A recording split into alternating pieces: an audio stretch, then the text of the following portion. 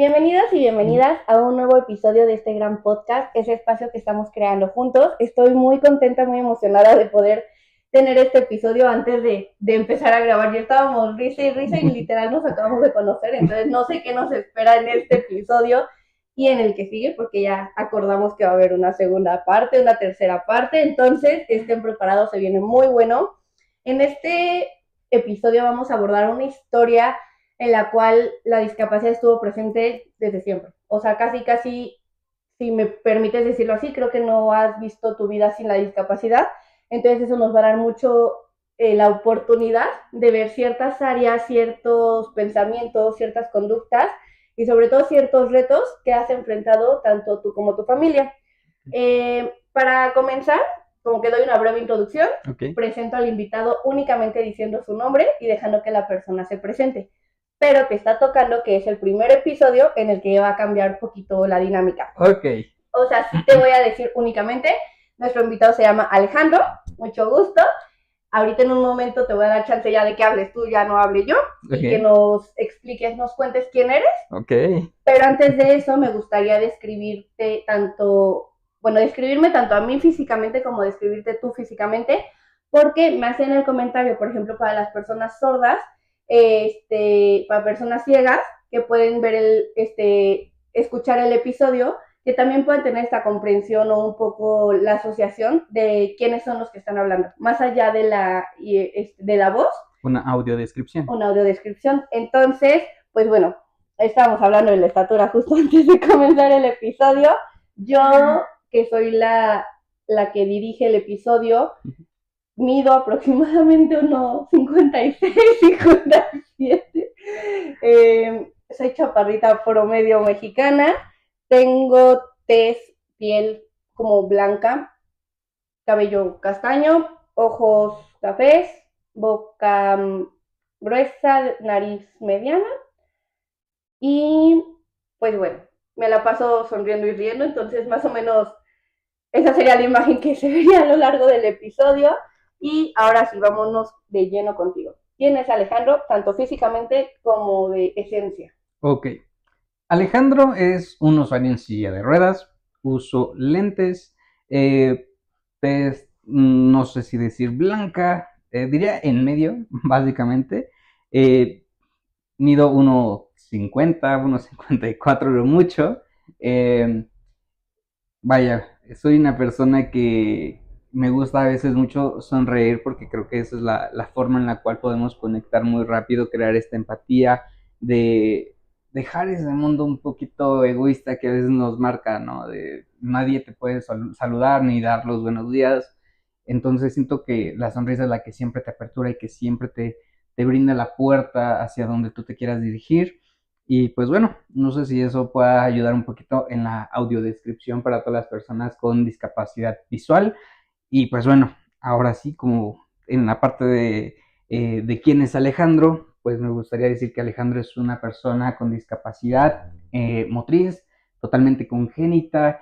Tengo 26 años y a lo largo de estos 26 años fui atleta paralímpico mexicano desde los 8 años hasta mis 18.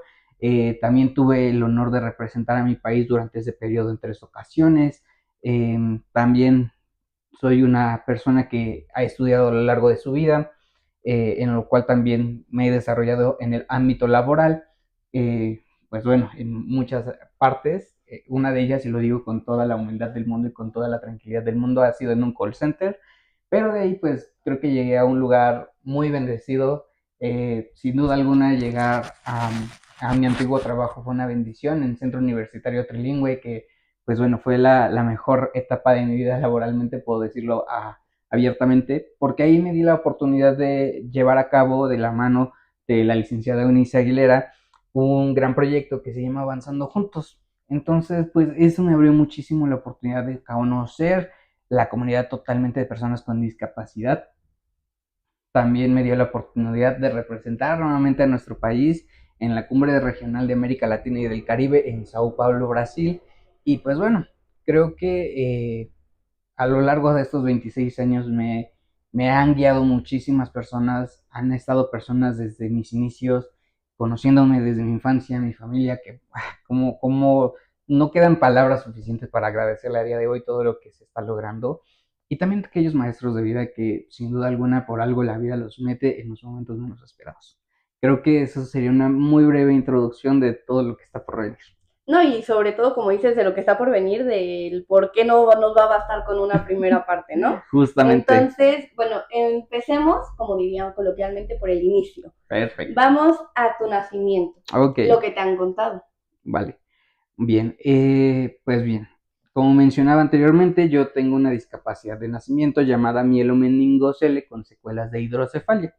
Mielomeningocele quiere decir que hay una malformación en la espalda, la cual no se llega a crear totalmente la médula espinal, por lo que todas las membranas que deberían de estar conectadas, al no desarrollarse de la mejor manera, pues obviamente hay un desprendimiento, obviamente hay algunas situaciones ahí que hay, a lo mejor en mi caso muy particularmente está el hecho de no tener la fuerza, movilidad y control totalmente de las piernas. Entra también la parte de los esfínteres por la misma situación y la gravedad en donde está el mielo colocado. Okay. Y bueno, la hidrocefalia también es una situación que es el cúmulo de líquido encefalorraquídeo en el cerebro y por lo tanto tengo una válvula de derivación, la cual me ayudaba a drenar todo ese líquido y saliera de forma orgánica a través de la orina. Ok. Todo esto sí se dio a entender, pero creo que sonaba muy también lo que ya te han explicado médicamente. Claro. Entonces, llevándolo un poco a el día a día, Ok. ¿cómo es que tú explicarías con otras palabras no tan médicas Ok. la discapacidad que tienes? Bien. Hablándolo coloquialmente, podría decir que es básicamente esta pequeña afección en las piernas que tengo de nacimiento. No tengo la movilidad ni la fuerza, por eso es que soy usuario en silla de ruedas. Y pues bueno, a día de hoy lo de las secuelas de hidrocefalia ya no lo pongo tanto en este nombre médico.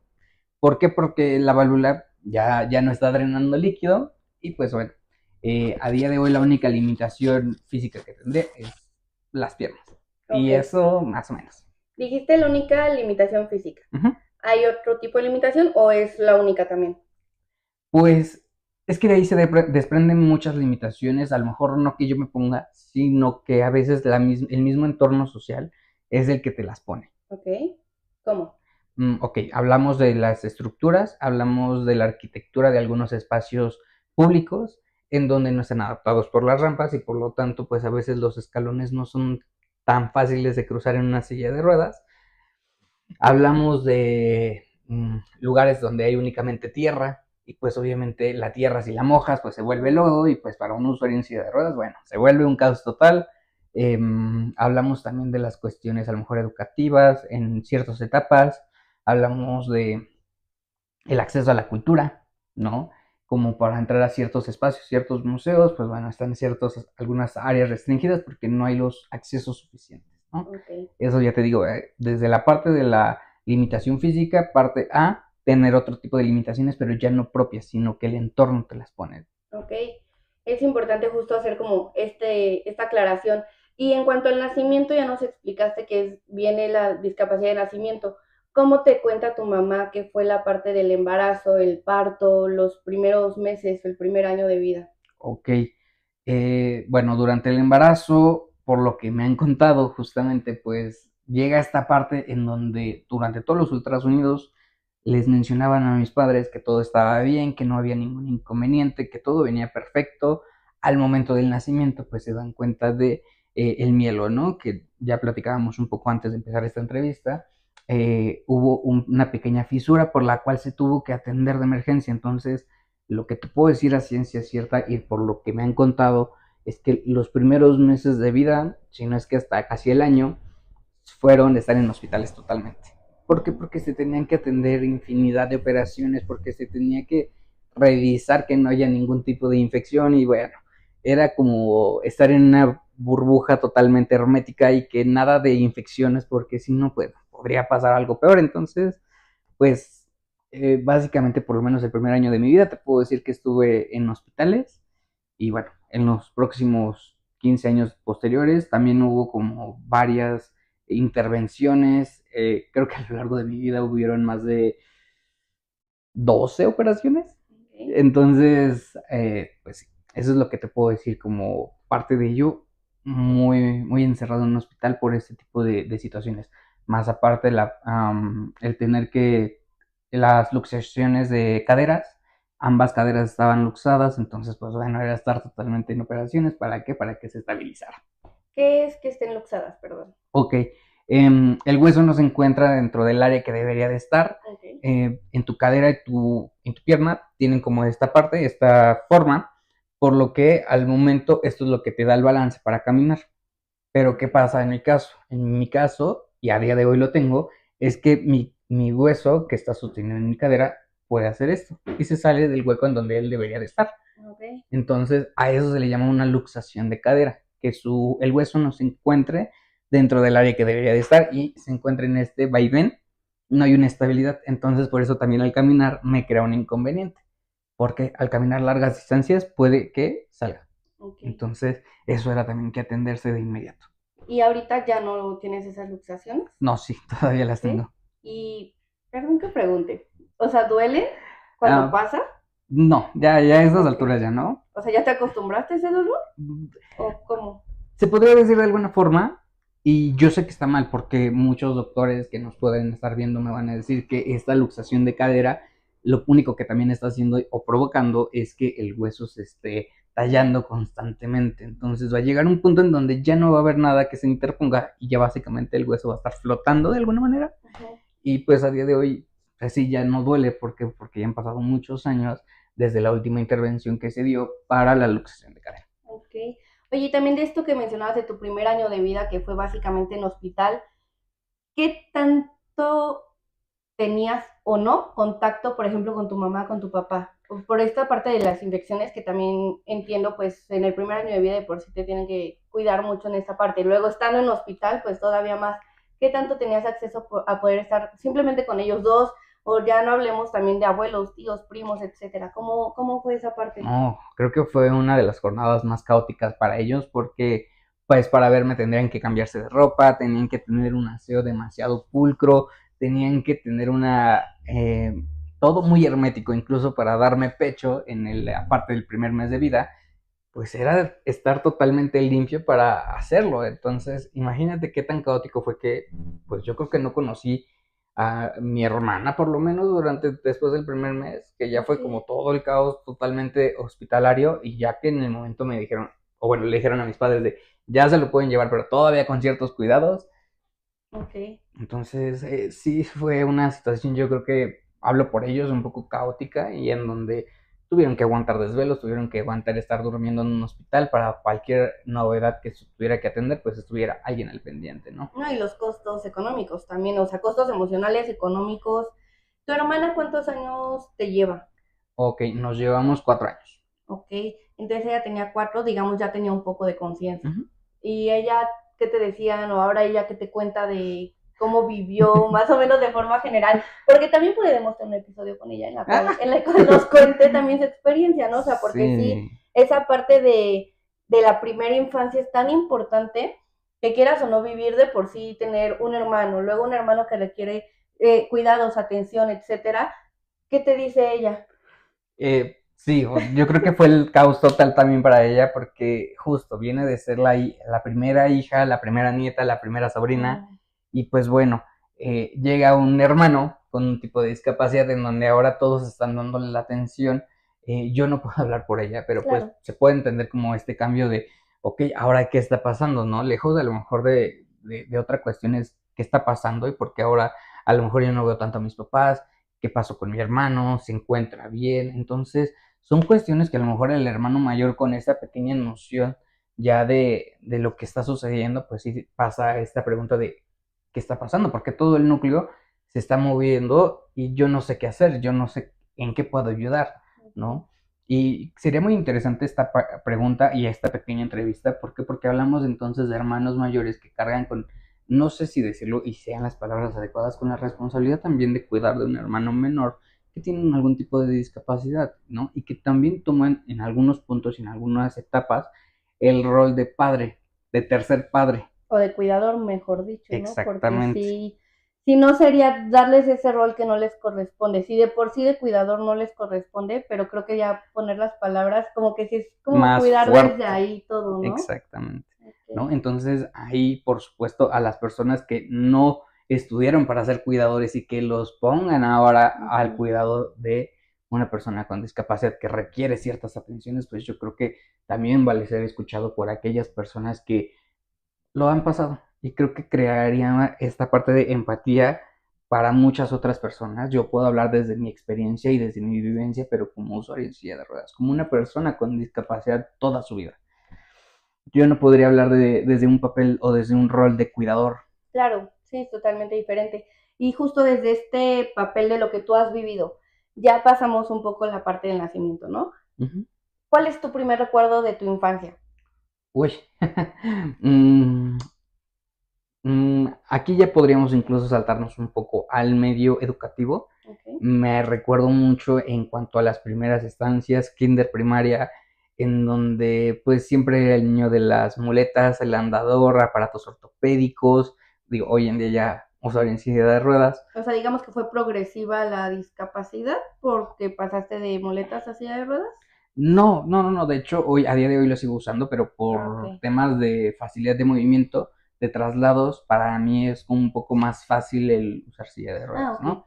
Entonces, pues bueno, pero yo desde ese entonces, desde chiquito, pues me acuerdo mucho de este Ángel, que pues era un niño chiquito con aparatos ortopédicos, con andador, con muletas. Entonces, Mm, algo que puedo decirte también es que tuvo mucho que ver la intervención familiar de cómo te trata tu familia para que tú te puedas aceptar como persona con discapacidad, ¿no?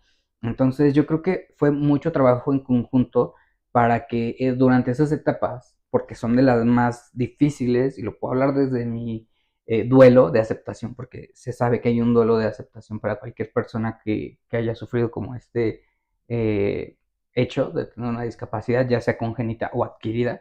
Yo creo que eso me ayudó mucho, ¿no? Este equilibrio con la familia y el aceptarme a mí mismo para estar en un entorno con personas totalmente convencionales. ¿Recuerdas ese momento en el que dijiste por qué yo tengo muletas o por qué yo silla de ruedas? Sí, claro. Me acuerdo perfectamente, yo tenía de 7 a 8 años Ok. y era como, ya estaba en primaria, ¿no? Me acuerdo mucho que para ese entonces, pues ya los niños eran como de vamos a jugar fútbol, básquetbol, y yo era como, ¿y yo qué? ¿No? Era como esa primera vez de, ¿y yo qué? No, no puedo, bueno, sí puedo, pero no puedo jugar a la velocidad que ustedes juegan, entonces eso lo vuelve complicado, y entonces hacerlo entender a un niño de 7 8 años por qué no puede jugar fútbol Ujú. o por qué no puede jugar básquetbol eh, con personas convencionales, a lo mejor con un andador o con muletas, pues es complicado. De eso, de esa parte, yo creo que fue la punta de lanza para conocer el deporte adaptado, que bueno, ya te lo platicaba un poquito más, ¿no? Sí, ahorita que vas diciendo eso de la velocidad, en mi mente te quería decir, pero puedes hasta correr más rápido, porque hubo un tiempo que fui psicóloga de un equipo de fútbol de personas con amputación y Ujú. no, me ganan en correr, o sea, son bien veloces y ágiles para moverse con todo y las muletas. Entonces, claro, tú dices que ya lo viviste en esta parte de la adaptación, del deporte adaptado que iremos platicando más adelante, Ujú. pero ahorita que decías eso, yo en mi mente decía, como esa inocencia, si puedo decirlo así, de Sí, los niños, claro. de que dices no puedo, pero la vida te va a enseñar que sí puedes. O sea, que justamente hay muchas barreras que existen, pero que puedes enfrentar.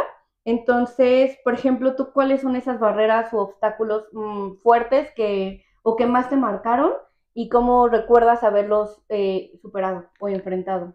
Ok, hablando desde esta parte de la infancia, puedo hablar mucho sobre cómo a veces era muy difícil para los niños de mi grupo aceptar que iba a ser un cambio de salón, que ya no nos iba a tocar en el tercer Uf, piso, sino claro. que ahora nos vamos a tener que bajar al primer piso. ¿Por qué? Porque en caso de alguna emergencia, pues obviamente, ¿cómo iba a salir Ángel? Que digo, hubo algunos lugares, no voy a decir nada, escuela primaria Mahatma Gandhi. Ay, se me salió, perdón. Bueno, Uf, ay, perdón. Bueno, pero que no tuvieron esa tranquilidad de bajar a una persona con muletas, porque en caso de alguna emergencia, pues tienen que accionar rápido, ¿no? Entonces, ni siquiera también voy a decir que tardaron 5 años, yo iba de salida para poner una rampa al principio de la entrada de la escuela, ¿no? Pero bueno, son cuestiones que se hablaban hace casi más de 15 años. No, aparte, o sea, no sé en qué etapa ibas en esta escuela, Primaria. pero primaria. Y también me gustaría que más adelante digamos, por ejemplo, el terremoto del 2017, si Oh. no mal recuerdo, porque somos contemporáneos, según calculo, te tocó en preparatoria. Sí, justo. Entonces también está cañón. Bueno, que después, justamente hablando del terremoto, yo iba ya en el colegio de bachilleres 2, 100 metros, y pues bueno, ahí nunca tuve ningún inconveniente, siempre se hicieron las adaptaciones, siempre fue de estar en planta baja, contar con rampas que me ayudaban a subir, bajar donde yo quisiera. Nunca hubo mayor inconveniente. Por suerte ese día no me encontraba ya dentro de las instalaciones. De hecho, me tocó estar en las vecindades que colapsaron desafortunadamente, que estaban pasando el colegio de bachilleres. Entonces, pero creo que si me hubiera tocado estar en el plantel, no hubiera corrido mayor inconveniente porque las instalaciones, yo que me acuerde, siempre estuvieron adaptadas, siempre hubo personal que estuvo dispuesto, compañeros que estuvieron siempre a la mano, pero hablamos de una mentalidad muy diferente de un niño de 7 8 años a personas de 18 años, ¿no? Entonces, es ahí en donde puedo decirte y retomo un poco el punto anterior, ¿no? De que siempre estuve acompañado de personas en los momentos correctos, en los momentos exactos para brindar apoyo y de eso me siento muy agradecido. Oye, pero a ver, justo me salté a la parte de la prepa porque también, pues, justo por la edad, creo que es muy importante la edad, la discapacidad, todo, como que no dejemos ir eso, y menos ahorita que acabamos de pasar como el simulacro, la conmemoración y todo de este acontecimiento. Pero entonces en primaria te enfrentabas a esta parte de que querían jugar y tú, pero yo no puedo. O, Más bien era al revés, yo creo ok, que yo era el niño que quería jugar y bueno, primaria, ¿no? ujú, A veces no tenemos esta censura de verbal, de no de saber cómo decir las palabras y pues bueno, te tocan comentarios fuertes, te tocan comentarios en donde te hacen llegar al duelo totalmente de aceptación en primaria. en primaria y pues bueno, vienen golpes fuertes para una persona que a lo mejor no está preparada psicológicamente para saberse que es así y que no tiene nada de malo ser una persona con discapacidad. Por ejemplo, si quisieras compartir alguno de estos comentarios que te llegaron a hacer. Uy, la palabra inválido siempre estuvo muy a la mano, ¿no? El Ujú. hecho de, porque en ese entonces, vuelvo al punto, no sé si tenía esa censura de qué tanto poder tienen las palabras, para bien o para mal, Ujú. siempre estuvo la palabra inválido, siempre estuvo la palabra de él no puede, de él no podría hacerlo, entonces el no puedo siempre estuvo, ¿no? Esa limitante de no, tú porque eres diferente, tú no vas a poder. Que justo ahorita dijiste la importancia del lenguaje, entonces también te corregiría yo. No es que haya estado el no puedo, sino el no puedes. O también Ajá. estaba el no puedo. ¿Tú también te lo decías mucho? No, porque para esa etapa, algo que pasó y que yo creo que fue la punta de lanza de todo, fue conocer el deporte adaptado, totalmente a la edad de 7 8 años. Ok, ¿cómo lo conociste? Yo empecé a entrenar en un gimnasio municipal llamado Adrián Paz. Entonces, en Ecatepec, yo empiezo únicamente a hacer ejercicio. ¿No? Pero para ese entonces, en una de esas ocasiones que yo iba, conocí a una pareja de danza que a día de hoy son unas grandes personas que conozco, a Juan Pablo y a Lupita, que fueron la primera pareja de baile, dos personas en silla de ruedas bailando y que fue como, ok, soy usuario en silla de ruedas y no sabía que eso se podía hacer. Entonces quedé impresionado, quedé como, wow, es otro Saliste de mundo, onda. es otro Ok. mundo y de ahí es que empiezo a conocer un poco más de la danza, empiezo a conocer a muchas personas muy importantes, ejemplo Mari Carmen Legaspi, ejemplo Sonia Mendoza, que fueron personas muy importantes, cúspides para iniciar. Yo inicié en danza deportiva Ok. y bueno, ya de ahí empezamos practicando hasta el 2008, que ya empezaba como los juegos municipales, que son como las partes más bajas para seguir avanzando en el medio deportivo. Y de ahí conozco el básquetbol, también participé en básquetbol con los Diablitos. Eh, También me fui, creo que a tiro con arco por un tiempo, a natación. Estuve probando, porque bueno, la etapa de ser un niño es probar de todo, ¿no? Claro. Pero después también llegué a atletismo de campo, lanzamientos. Y entonces creo que entrené un año más o menos. Y de ahí me fui a mi primera competencia paralímpica. Fue una paralimpiada juvenil en Sonora 2009. Niño de 9 años se va por primera vez sin sus padres hasta Sonora. 9 años. Sí. Ok. Y pues bueno, ese es otro reto, porque ya incluye esta parte de independencia, esta parte de saberse mover, de saberse relacionar de manera muy fácil. Entonces siempre he dicho que también el deporte adaptado fue como ese salvavidas para ganar confianza, para ganar esta parte de la batalla del duelo de aceptación. ¿Por qué? Porque era pero sí puedo. Después de recibir, no, es que tú no vas a poder, es que tú no lo sabes hacer, es que así siempre todo abajo, fue como, sí, sí puedo, pero puedo de otra forma. Entonces yo creo que fue la mejor etapa de mi vida en donde descubrí que sí se puede, que sí hay otras formas, que hay alternativas, pero hace falta conocerlas. Oye, quiero hacer una pregunta. Adelante, con todo De gusto. todos los deportes que mencionaste que exploraste, dijiste natación. Ajá, ¿Cómo? ok. Perdón. Está bien, justo, se vale. Para ese entonces, se podría decir que yo tuve que aprender a nadar de una forma muy obligada, de alguna manera.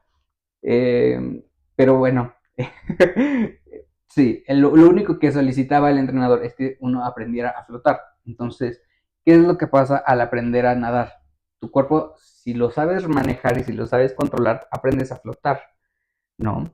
¿Y cómo es que se nada sin utilizar las piernas? Yo te comentaba, yo no tengo la misma fuerza, sin embargo, sí te acabas de dar cuenta, ¿no? En los traslados sí las puedo utilizar, no por tantos periodos de tiempo, entonces eso me permite mantenerlos en una estabilidad, mantenerlos en posición recta, lo único entonces que se está manejando es la parte de los brazos, la que me permite desplazarme. Ok. O sea, digamos, no es esta parte de patalear, Exactamente. sino el impulso con las manos. Ujú. Ok. Que claro, entre las discapacidades hay diferentes tipos y por supuesto que hay atletas que sí tienen este dominio, sí tienen esta funcionalidad, ¿no? E incluso con una sola pierna, ¿no? O tal cual, solo una pierna sin extremidades. Ok. Tenemos casos de atletas que a día de hoy son los máximos representantes de nuestro país, que mis respetos para esas personas que a pesar de todas las limitaciones físicas que nosotros podríamos encontrar, para ellos es como un día cualquiera. Y actitudinales. Por supuesto. Como un día cualquiera, o sea, de que para ellos. Sí, para a lo mejor para nosotros representa como, wow, es algo muy impresionante y para ellos es como, es que lo aprendí a hacer, es que es algo que lo tengo ya dominado, ¿no? Y de ahí vienen muchas expresiones de muchas personas que a lo largo de mi vida he conocido que lo mencionan fuerte y claro, ¿no? Yo no soy motivo de inspiración porque lo único que yo he hecho es aprender a vivir conforme a mis limitaciones físicas y en algunas ocasiones también están las mentales, ¿no? Por eso es que hago la expresión de un martes cualquiera o un día cualquiera para una persona que a pesar de estas limitaciones es de los mejores tiempos y de los mejores deportistas que podríamos tener en México. Y que qué bueno que lo mencionas de esta forma, porque justo con Diana, que me colabora en el podcast para la interpretación en lengua de señas, ella decía, es que no se debe de caer en este discurso de si él puede, ¿por qué yo no puedo?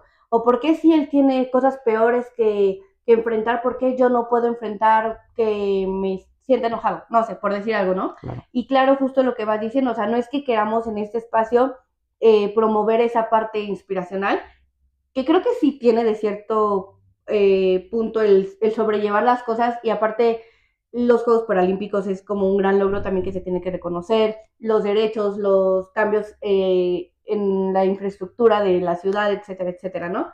Pero más que nada porque queremos en este espacio que se escuchen tus historias, tu historia, la historia de las demás personas, porque más allá de inspiración es un golpe de realidad, de darnos cuenta de lo que acabas de decir. Para nosotros aprendimos y es un día cualquiera. es un trabajo, es un entrenamiento de natación, es una olimpiada, pero aprendes a hacer las cosas. Entonces, que la gente que escuche el episodio se dé cuenta de eso para dejar de poner barreras y los dejemos de excluir realmente, porque si aún se tiene que hablar de inclusión en personas con discapacidad, es porque existe una exclusión, que tú me corregirás si me equivoco, creo que es más por las barreras que nosotros como sociedad, como personas les ponemos, que un poco la infraestructura que existe. Claro que las calles están un poco que se pueden mejorar, pero nada se compara, por ejemplo, con las actitudes, ¿no? Las caras, en los trabajos. ¿Tú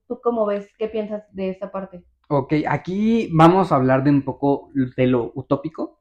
Lo utópico es que se deje de ocupar la palabra inclusión, porque si debemos de decir que algo tiene que ser inclusivo, entonces ya no es inclusivo. ¿Cómo es que nosotros decimos, es que este parque es inclusivo porque tenemos columpios para personas con discapacidad motriz y usuarios en silla de ruedas pueden entrar? Entonces no estás haciendo inclusivo, estás haciendo este paréntesis, estas comillas para hacerte saber que te quieres poner la playera de que estoy siendo socialmente responsable con mis acciones. No, si quieres hacer un espacio inclusivo, lo haces y no lo mencionas. Y no mencionas como si fuera algo que todo el mundo te debería de agradecer y que deberían de aplaudir. No, Claro. es un entorno seguro para todos y todas, ¿no? Esa es la postura de Alejandro ante esta palabra de inclusión, Claro, inclusión laboral, educativa, inclusión social, inclusión, no, no. sí. Entonces, sí hablamos de entornos específicos para personas con discapacidad, ejemplos, algunos centros de rehabilitación infantil, algunas partes como son los clubes deportivos que son especializados para personas con discapacidad, pero de ahí en fuera hablar de espacios públicos que requieran tener la palabra inclusión para hacerse saber que lo son, ya no sé, ya no Sí, coincido tanto con como el que está de término. más, ¿no? El otro día ahorita me hiciste recordar, porque justo estoy haciendo caras porque me pongo a pensar lo que estás diciendo y digo, porque mil ideas, ¿no? Pero pensé, por ejemplo, publicaron de una obra de teatro ¿Ok? y ponían mucho énfasis en obra de teatro inclusiva. Es inclusiva por esto, la inclusión por esto, así toda la imagen, ponle 5 palabras, 5 veces la palabra inclusión. Entonces lo que dices, o sea, si lo vas a hacer, es un poco como esta parte de humildad en una persona, ¿no? Si lo vas a hacer, no tienes por qué ir sonando la campana por toda la calle de mírenme, lo estoy haciendo, Justamente. ¿no? Sino simplemente Lo haces y lo hacerlo. aceptas y lo das. No lo tienes que remarcar. Porque entonces, ¿qué estás buscando con remarcar esa palabra? ¿Sabes? Si bien se sabe que a lo mejor hay algunas adaptaciones que se tendrían que hacer, no es motivo para explicarlo y para sobreexplicarlo como acabas de mencionarte la obra de teatro, no.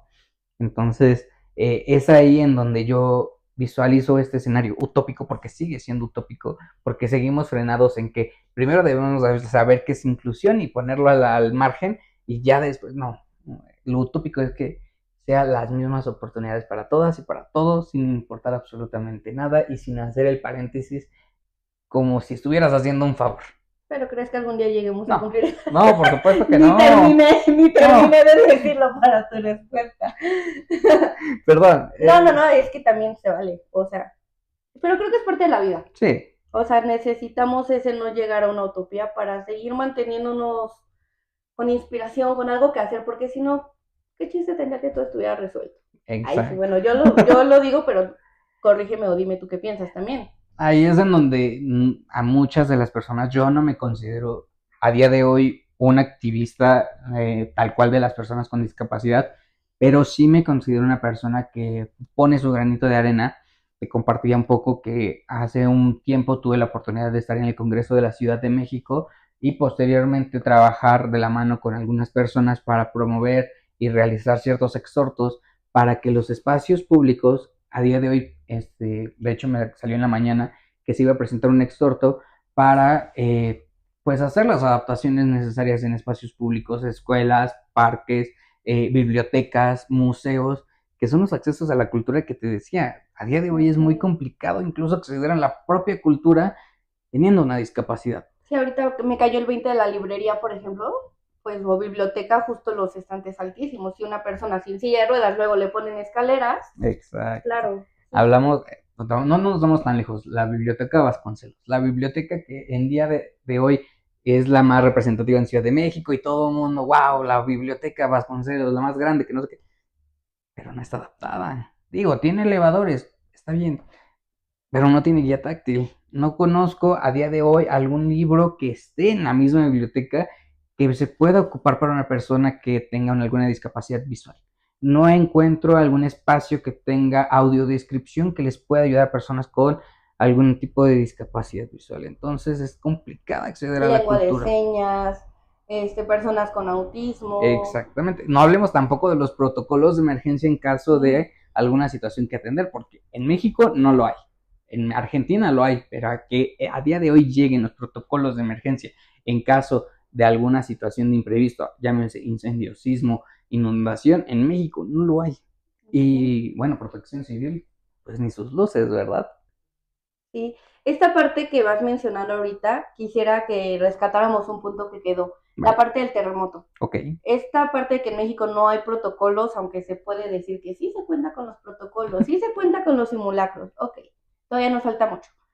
¿Cómo fue tu experiencia en esta parte del terremoto del 2017? Dices que no estabas en la escuela, pero sí en unos, ¿dijiste multifamiliares o vecindad? Ajá, en unos edificios, tal Que cual se cuando cayeron. O sea, ¿quieres contarnos un poquito?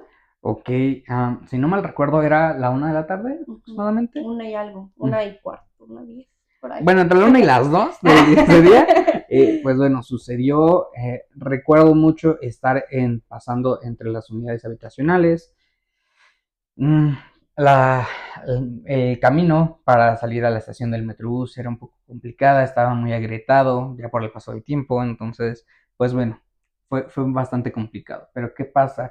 En el momento en que empiezan a sonar las alarmas, pues llega este temor de qué voy a hacer en caso de, ¿no? ¿Por qué? Porque a un lado de mí estaba el estacionamiento público con todos los autos y pues los autos abarcando todos los espacios disponibles y del otro lado tenía a los edificios. Ok. Y tal cual, el camino. Un camino de no más de 50 centímetros. Entonces era complicado, era como, ¿para dónde voy? ¿Qué hago? Lo único que me acuerdo, y fue una situación muy desafortunada, que de hecho me hizo quedarme en shock, no puedo decirlo de otra forma, es que me quedé lo más pegado a un carro y a un árbol, a modo de triángulo de vida, y dije, bueno, ya lo que tenga que pasar. Pero pues también en ese momento las personas eran como de, y agradezco esos actos, de, estás bien, necesitas algo, te apoyo en algo, pero también era estar escuchando a las personas que desafortunadamente no pudieron salir de los condominios. También era desafortunado saber y escuchar que las personas no podían haber salido de sus casas.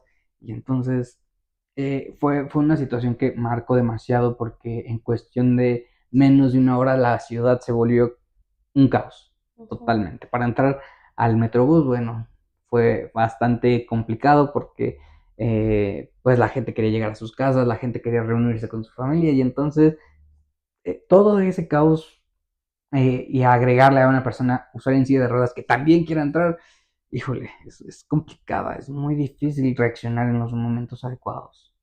¿Qué protocolo hay en Argentina, mencionaste? Que es necesario que crees que se apliquen en México para situaciones al menos que vivimos frecuentemente, como lo es un temblor. Ok, aquí hablamos, por supuesto, de, vamos a especializarlo a lo mejor en un espacio como es una escuela, ¿no? En caso de las personas con discapacidad visual, siempre es tener a la mano a una persona guía, alguien que los esté llevando, pero obviamente se tiene que seguir el orden de no corro, no empujo, no grito, porque estamos, ¿cómo decirlo? Pues sí, hay una sobreestimulación para la persona con discapacidad auditiva, ¿no? Por lo que la persona ya lo tiene que llevar de la manera más rápida, pero a día de hoy no contamos con una persona que esté especializada para en casos de emergencia o solamente para que el alumno con un tipo de discapacidad visual se pueda requerir o atender para llevarlo a cualquier lugar o incluso una guía táctil más fácil. No la hay más que en el Metrobús, yo lo he visto y eso, bueno, más o menos. Pero si hablamos de sobreestimulación, también hablamos con chicos con autismo. ¿Qué hacemos cuando tenemos un sistema de alarma bastante caótico? Creo que cualquier persona que a día de hoy lo escuche, lejos de reaccionar rápido, te quedas unos microsegundos en shock Y más con la alerta ahora en el teléfono. No, y hasta ha habido personas que se han infartado de solo escuchar la alerta. Y entonces, ¿qué podemos esperar con un chico con autismo? Esa sobreestimulación a tanto ruido y a tanta contacto incluso físico, perdón, pero puede causar una situación de mucho estrés, una situación que atender y que para variar lo deja bastante desgastado tanto física como emocionalmente. Entonces, es un protocolo más que atender. ¿Por qué? Porque no contamos también con tapones especiales para los alumnos que tengan algún tipo de autismo, que les ayude a aislarse de toda esa sobreestimulación, ¿no? Entonces, hablamos a lo mejor también de un usuario en silla de ruedas, entonces donde vemos los elevadores, donde vemos rampas, porque para empezar las rampas tienen que tener cierto grado de inclinación para que sean autónomas para las personas, ¿no? Tienen que tener ciertos grados, por ejemplo, yo tengo el conocimiento de que son 8 grados, pero bueno, tal parece que en México deporte extremo. 45 grados para arriba es como lo básico para que una rampa sea funcional, ¿no? Entonces, a eso me refiero, con hacer esos cambios y esos protocolos que en Argentina ya se están aplicando y en México creo que tardaremos mucho. Que a ver, por ejemplo, los que pueden escuchar el episodio dice, ay, sí, unos audífonos, y pueden decir, ay, pues es algo X, pero no saben la gran, no quiero decir diferencia, pero sí como el gran impacto, el Claro. gran apoyo que pueden ser, porque, como dices, o sea, un estímulo auditivo, la crisis, el nervio, todo, o sea, por ejemplo, también de ponérteles, si tienes niños, por ejemplo, ponérteles a cantar para que se distraigan, o sea, distraer la atención del caos. Exacto.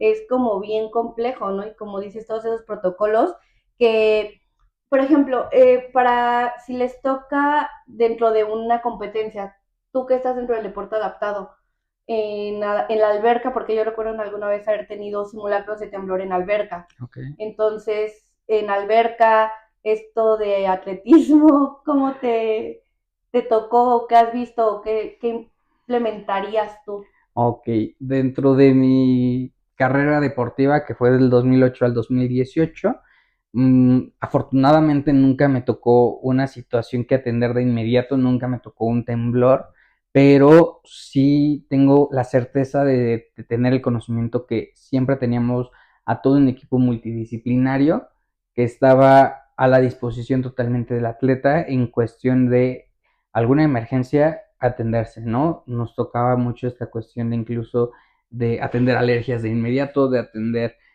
no sé, hablamos de cuestiones muy diferentes, yo lo sé, ¿no? Pero justamente hablamos de estos protocolos que se deberían de asimilar porque es importante. Lo acabas de decir bien, yo creo que para muchas personas es como algo sin sentido el hablar de audífonos aislantes de ruido, pero me gustaría mucho que hicieran tan solo una prueba. Un día pónganse, si no tienen una situación rápido que atender, pónganse una bufanda en los ojos y traten de siquiera dar 5 pasos. Y van a ver la diferencia que es realmente tener esa falta de sentidos y qué tanto impacto tendrían si no lo tuvieran por unos segundos. Es muy complicado hablando a lo mejor desde la discapacidad visual, ¿no? Quieren ponerse más complicado, unas vendas que puedan inmovilizar las piernas y traten de moverse. Traten de trasladarse de un banco a otro y vean qué tan complicado es, ¿no? Pero son cosas que nadie lo hace. Son cosas que nadie se ha atrevido a alzar la mano y decir, ok, yo lo hago. Y hasta que me salga bien y hasta que yo me sienta adaptado. No, y que, Pero, por ejemplo, déjame contarte que una vez con unos alumnos en prepa lo hice y fue un chiste. O sea, de que lo tomaron como un chiste de, ah, no puede, no se escucha. Pero si ves el trasfondo, lo que dices, por claro. voluntad, ¿quién va y dice, a ver, voy a ponerme en los zapatos? Uh-huh. Tratar de un poco comprender lo que se vive, ¿no? Ah, sí, claro, cuando... Los políticos Ah, que se suben a las sillas para que vean claro. cómo es. Sí, por supuesto. Siempre está este chiste de mal gusto de quererse poner un momento en la silla de ruedas. Yo lo digo por tener compañeros y que me dicen, ay, préstame tu silla un momento. Claro, mi silla no es la misma que una silla ortopédica, una silla de hospital pesa mucho. Mi silla afortunadamente es de un material muy ligero que permite trasladarme de una forma muy rápida. Y es como, claro, adelante, se caen. Y es como, claro, ¿qué esperabas? Es una silla para uso diario para una persona con discapacidad motriz que toda su vida ha estado en una silla de ruedas. Obviamente tengo que tener la libertad de movimiento rápida, en donde no cuento con una quinta llanta que me sostenga en caso de alguna caída. Entonces, y aparte no cuenta, por ejemplo, para las que agarraderas. Otra persona la lleve, es solo tú. Exacto. No hay agarraderas, por lo que pues todo el trabajo lo haces tú. Todo el trabajo de estar desplazándote de un lugar a otro, lo haces tú. Entonces, por eso es cuando digo, es un chiste de mal gusto y es como, ok, te presto la silla. Vamos a ver cuánto puedes hacer, ¿no? ¿No te gusta cuando lo dicen? Depende de los contextos. Okay. Si se refiere con respeto y me gustaría saber cómo es tu realidad y cómo es que tú tiendes a trasladarte, claro, con gusto, y hasta yo te digo cómo hacerlo. Pero si es a chiste y lo quieres tomar a chiste, bueno, entonces permíteme que también yo sea parte del chiste, ¿no? ¿Por qué? Porque no hay un respeto, porque a día de hoy hay personas que tienen la misma edad que yo y lo siguen tomando a chiste. Entonces, ¿dónde está esta conciencia social de entender que la discapacidad no es un juego, es una parte muy importante socialmente y que somos millones de personas con discapacidad en México que estamos queriendo alzar la voz, que estamos aquí no por otra cosa más que querer un mismo lugar socialmente, pero aún no lo hemos obtenido, aún seguimos siendo los de abajo, pero eso no cambia hasta que haya acciones pertinentes a través de toda la sociedad, no nada más de un grupo. ¿Qué acciones crees que tú has llevado a cabo? Ok, ok. Aquí te puedo hablar un poquito de la parte social, la parte de la danza me abrió muchísimas puertas para llevar lo poco o mucho que sabía de la danza a más personas, tanto con discapacidad, tanto sin discapacidad, y el ver a esas personas que se emocionan porque justamente no sabían que podían hacer eso con su silla de ruedas, es un acto en donde yo puedo regresar un poco de lo que a mí se me dio en su momento, ¿no? Jugar básquetbol también, pero bien, queremos hablar de a lo mejor de acciones un poquito más grandes, a gran escala, podríamos decir que el ser coordinador para Centro Universitario Trilingüe pues fue uno de los honores más grandes que pude tener porque ahí me di cuenta de verdad toda la comunidad de personas que están dispuestas a querer seguir estudiando y que solamente les hacía falta una pequeña oportunidad para seguir sus estudios. ¿Cómo que es ese centro, perdón? Ok, Centro Universitario Trilingüe, les vamos a dar una pequeña promoción, con gusto. Pues es una escuela básicamente en donde tienen desde bachillerato hasta posgrados y maestrías. Entonces, Centro Universitario Trilingüe tenía un proyecto que se llama Avanzando Juntos, en el cual por un tiempo yo fui el coordinador de dicho proyecto, que eran otorgar becas a personas con discapacidad para que ellos pudieran culminar sus estudios en licenciatura. Y es en la licenciatura de Derecho a 2 años 4 meses, modalidad en línea. Y bueno, el pequeño comercial, por supuesto, todas las personas que quieran y que quieran seguir sus estudios, pues bueno, vayan y hablen totalmente a Centro Universitario Trilingüe, es la mejor escuela, un alma mater que por siempre voy a llevar y que sin duda alguna es de los mejores proyectos que yo he visto y que me ha tocado y tengo el honor de haberlo dirigido por un corto periodo de tiempo. Y ahí te digo que fue el honor de haber conocido a muchas personas, a más de 137 alumnos que estuvieron especializándose en el área de derecho a través de este proyecto, y el hecho de estar con ellos, platicar con ellos, conocerlos, me dio la oportunidad de saber que solamente dando una pequeña oportunidad cambia su vida. Y qué pequeña entre comillas. Si nos Sí. vamos a justo lo que para unos puede ser esa pequeña oportunidad o de, ay, sí, una beca, pero para otro puede significar un gran cambio en su vida, ¿no? Exactamente, ¿no? Hablábamos de alumnos que a día de hoy me hablan y me dicen que están haciendo acciones pertinentes para solicitar las adaptaciones de poner rampas en sus municipios. Es un gran honor haber estado acompañándolos en ese momento y en esa etapa de su vida, porque nos dimos cuenta que a través de ese proyecto muchas personas ahora son los verdaderos activistas y que realmente son los que a día de hoy alzan la voz, y fue un honor haber estado en ese momento con ellos. Oye, ¿y solo hay esta parte de derecho? Por el momento tengo el conocimiento de que sí, siguen en la situación de que es en derecho no escolarizado, enfoque totalmente penalista, Okay. pero posteriormente a través de los REBOEs, que son los reconocimientos de validez oficial que da la SEP y que obviamente los tienen siempre a la mano las personas complementarias del Centro Universitario Trilingüe, pues conforme se van otorgando, puede que se tenga la oportunidad de que más adelante se cuente con más carreras. No, y aparte está para que lo menciones porque justo es abrirle el panorama a quien escuche el podcast, Por a supuesto. que sepan que hay opciones, ¿no? O sea, que no es limitante, como tú bien dijiste, o sea, pueden hacer muchas cosas, la frase cliché, el cielo es el límite, pero que creo que con lo que estás diciendo lo refleja, o sea, pueden estudiar una carrera si tienen habilidades, pues, porque también podemos hablar de una discapacidad intelectual, Claro. pero que pueden llegar a desarrollar o a recibir los apoyos pertinentes para poder desenvolverse en la sociedad a la que ya pertenecen, ¿no? Justamente, entonces siempre es un círculo virtuoso, siempre es este círculo virtuoso en donde todos nos apoyamos entre todos porque no sabemos en qué momento de la vida volvemos a coincidir con las personas y qué mejor que haya esta parte de agradecimiento mutuo porque dar sin la necesidad de querer recibir algo a cambio es lo mejor, ¿no? Uh-huh. Creo que eso es algo que siempre he aprendido de nuevamente Centro Universitario Trilingüe y que sin duda alguna fue la mayor satisfacción, el que día de hoy me sigan hablando exalumnos y que me den un poco de agradecimiento, pero todo el trabajo lo hicieron ellos, básicamente.